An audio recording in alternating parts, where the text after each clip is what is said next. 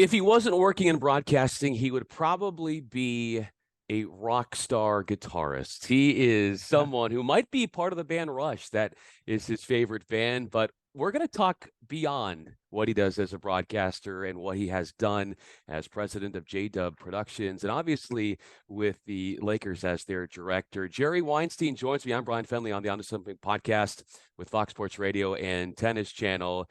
And Jerry, I know I've had a lot of your friends on. They've come on and shared their stories. We're going to go beyond what you're like in the production booth and learn about your life, learn about your love of rock and roll, and get to know you a little bit better. I appreciate you doing this.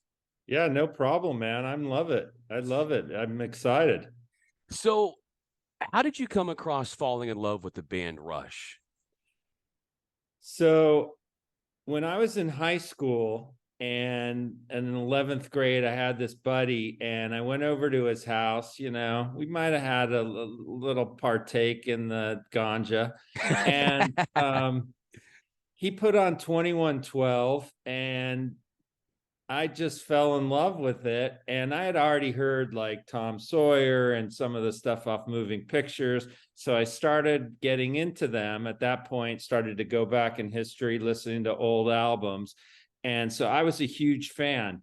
And I kind of lost touch with them. They changed their sound and I kind of like moved on to grunge in the 90s and stuff.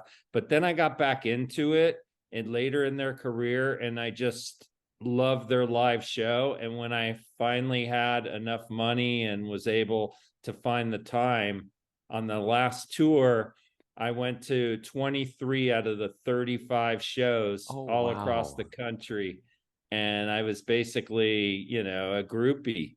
And I have to say, it was like one of the greatest experiences of my life. And I just met all the hardcore Rush fans. I met the band a couple times, Getty and Alex. I had meet and greets a couple times. So it was really a cool experience. And I still follow them, even though they're no longer doing live music, but I still am a big fan. And, that'll never, ever end. It's hard to top your fandom for Rush, considering the time and what you've done in following them and getting to know them. And you talked about the sound and how that changed, but that you're infatuated by their sound. What is it about sound that does infatuate you? Or is it with them, is it the lyrics that speak to you?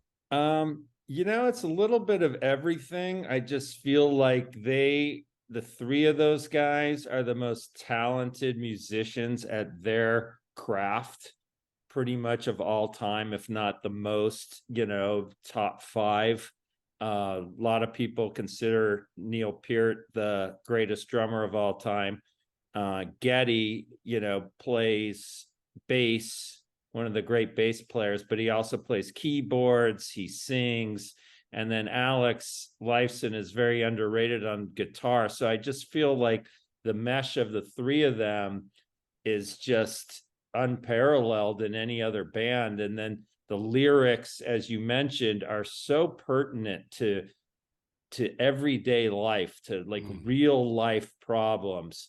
And it's really, if you go back and read the words in a lot of the songs, it's just really, it's really eye-opening and uplifting to actually listen to and read the words. What do you hold on to specifically with those words? What's a mantra that you A lot see of it is all the climate time? change. They wrote a lot about climate change in the 70s and early 80s. I mean, they were way ahead of the game, and they were, Neil was warning people of the consequences if we didn't, make something happen and change our way of life, and we didn't do it. And now, people are seeing what's happening, and it's getting to be a real problem. And I think that that's like one of their main themes in a lot of their songs. A lot of it's like government and fascism and stuff like that, worried about that ever happening, which is very pertinent to today's world. And it's just a lot of it is just everyday life. And it's not like the typical band who's writing about his ex-girlfriend and you know, the love of his life. It's a completely different, higher, more educated lyrics than that. The band you're with Spectrum SportsNet, and I know you have, is it 6 Emmys now, local Emmys in the in Yeah, we have counting? 6. I have 6. Yeah. You have 6, and I saw that you made a speech when you picked up that 6th Emmy. I think that was what, last year or 2 years ago, 2021, and you had this prepared statement. You're out there and in front of people, and obviously winning the Emmy. You as a performer in that situation, like here you are, you're enthralled by those who are working in music, and you follow them with, the touring of Rush. But when you took the mic, when you made the ceremonious, hey, this is how it felt to get that 6th Emmy, what was going through your mind in what you wanted to convey to people and your own band, if you will, that you're around? Um, well, I think the speech you're talking about was kind of about the Kobe Bryant moment. That so right before the pandemic in 2020, if people remember, not only did Neil Peart die in January of 2020, but so did Kobe Bryant. And those were two huge figures in my life. So it was pretty devastating even before the pandemic for me. But I wanted to pay tribute to Kobe. I felt like this was our generation's JFK moment. Where were you when you found out about Kobe? I mean, no one's ever going to forget that.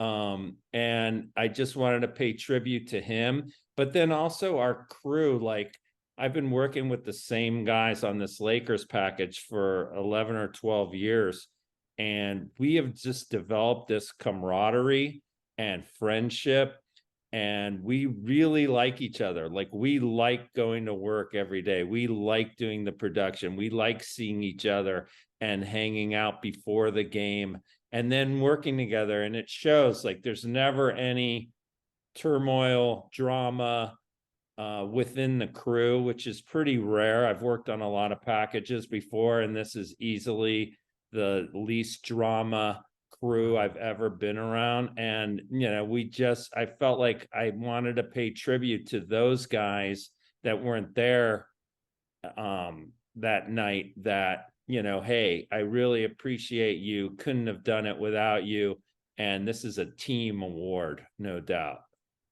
You brought up Kobe Bryant and having to go back on air with these broadcasts after his passing. What role do you think, as the TV director for the Lakers, did you play, you think, in helping fans with the grieving process, in getting back on the air afterwards? Well, I think that, I'm covering the ceremony, and it was so heavy, So if you remember, a month later after he died, it was late February, he had a memorial at Staples, and Beyonce sang and Christina Aguilera.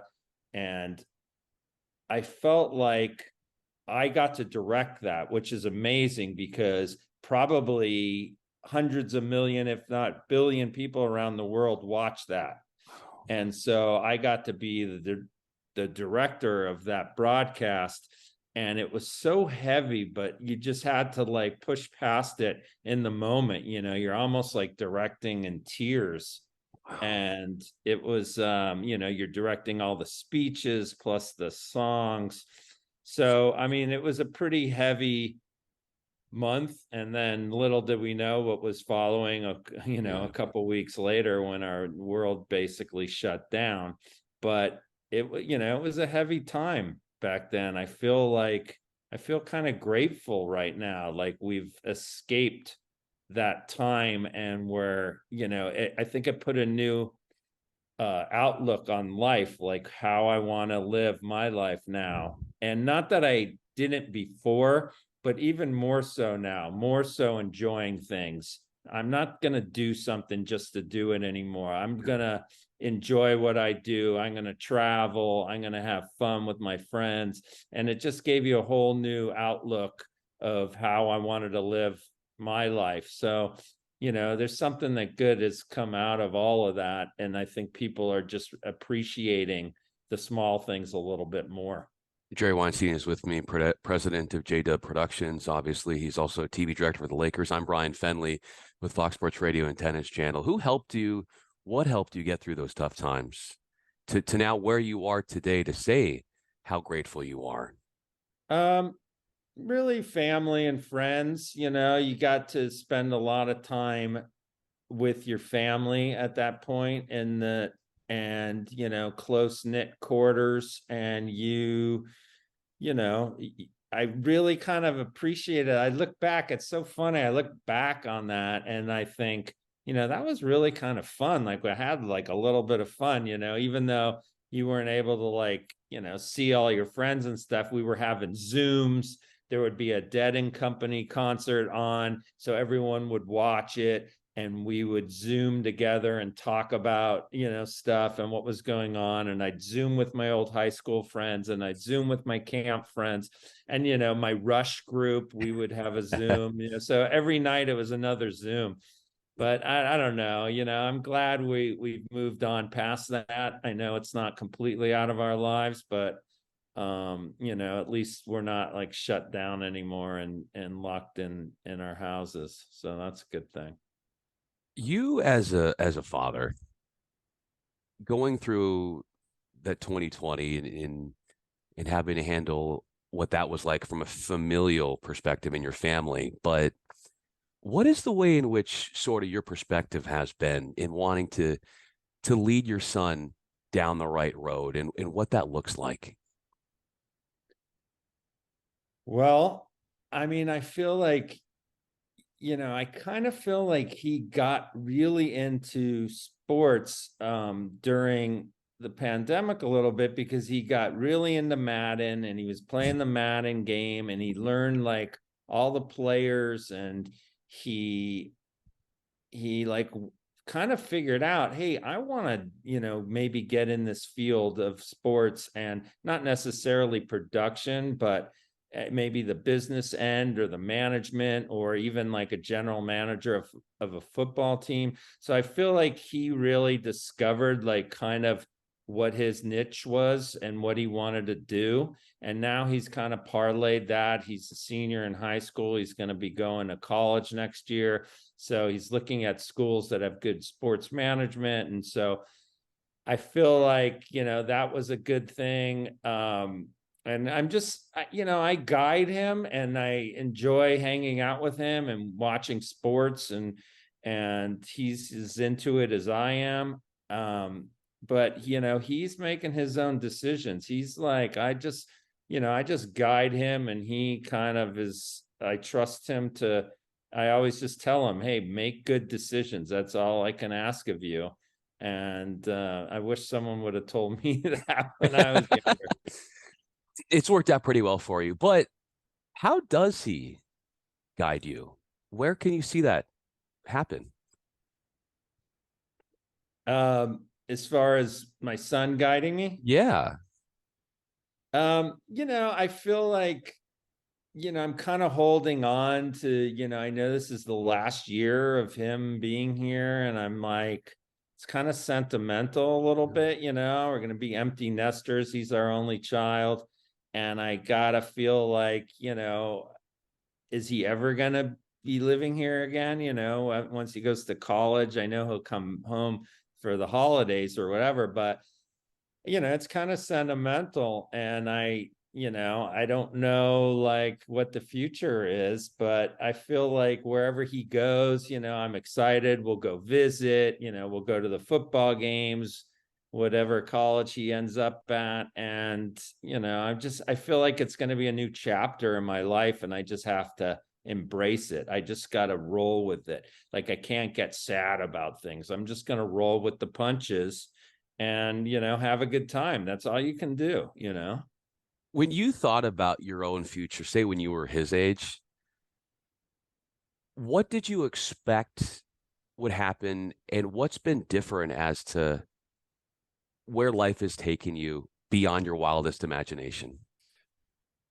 Well, There's one thing that I always come back to that someone said to me when I was in this. I went to Cal State Northridge and I was at a college career day, and the guy went up and spoke, and I don't remember who it was or what he did or anything. I just remember one thing that he said to me. And I tell everyone that wants to get in the business or do anything in life that this is important, is he said, get an internship. And that's what I did. I got an internship at Prime Ticket. I got my foot in the door. I met all these people. I was able to get in this business like right when it was starting to like grow and boom, and regional sports networks were like, it was like in their infancy. And I was able to start right there at the bottom, and you work your way up pretty quick. Back then, there wasn't like as much competition. And I was able to move up the ladder and start producing, start directing. And then I was able to start my own production company, which really took it to a different level with being able to package sports for different networks. Like I would be offered, 3 or 4 producing gigs on a Saturday, and then you'd have to end up turning them down. And I saw, some other companies were packaging. There was a few of them, and I was like, I want to do that, where if I'm not available, I could still make money and produce the shows. And so I was able to kind of start doing that small, like a few shows a year, and then it grew and it grew. And now like packaging is a huge part of our business because the networks can't possibly produce all their own events anymore. There's too many of them, and they need to rely on production packagers like myself. And there's, a lot of other companies now that have come out of the woodwork. So I was able to, parlay that into a really nice lifestyle. And the Lakers job, I always consider that's my fun job. I love the Lakers job. That's like, I love going and directing the games because that's what I love to do. I love being in the chair and calling the camera shots. So that's kind of like my fun job. And then the other job is like my real job. You as a director, how do you find that the skills that you have honed in on with the Lakers, being a director and the qualities it takes, that you find that bleeds into other areas of your life beyond just making sure that everything is broadcast ready, from the ability to be sort of hyper vigilant and figure out what camera shots you want to go with, to running with a team and knowing what to do. But the idea of the qualities that it takes to be a director at the highest level that you are, how do you feel like those sort of pieces of you are not just confined to the production truck, but you see it other places as well?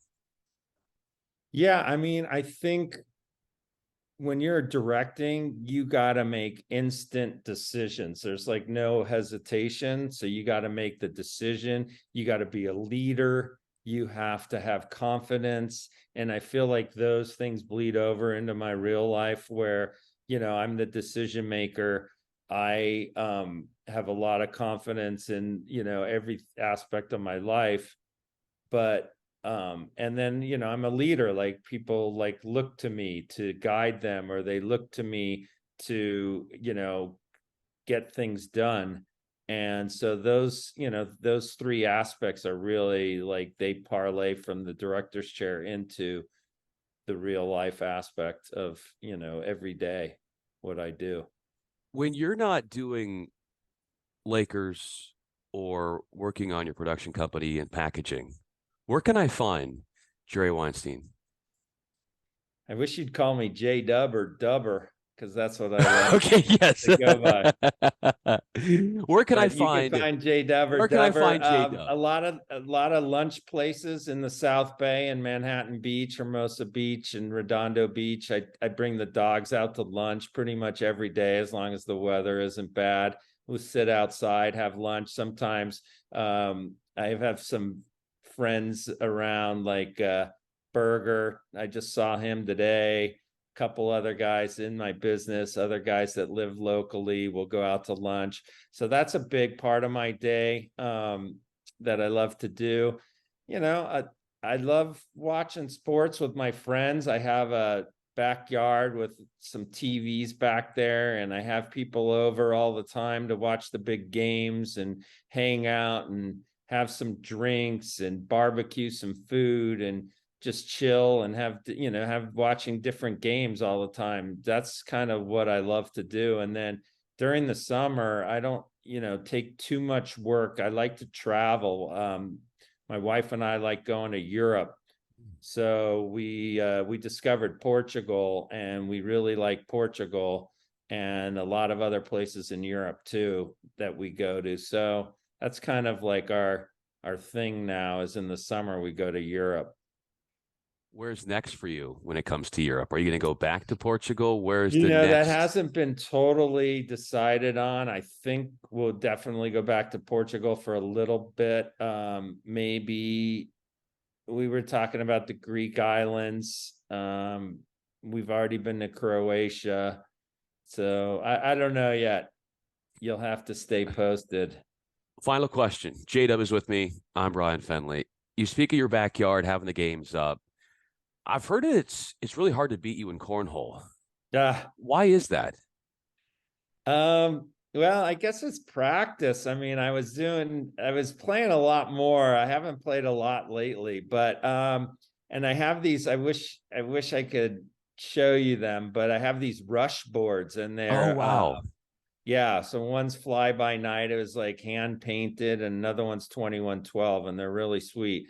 But I don't know, I guess home court advantage maybe. I don't know. But when I watch the pros play, I can't compete with them. But Oh, yeah. I could hold my own. We're gonna have you over for some cornhole and some beers. I would love it. I would love it. I love watching the ACL, the American Yeah, Cornhole League, on television. I think it's they do a pretty fantastic addicting. job. Yeah. Yeah. And I'd love to challenge you to some cornhole. All right. And it's okay. I'll take a loss well, because I'm probably going to get beat.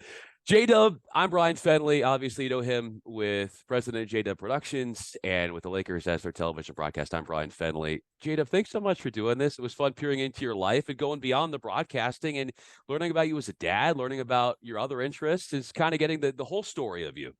Yeah, it was awesome, man. Thanks for having me.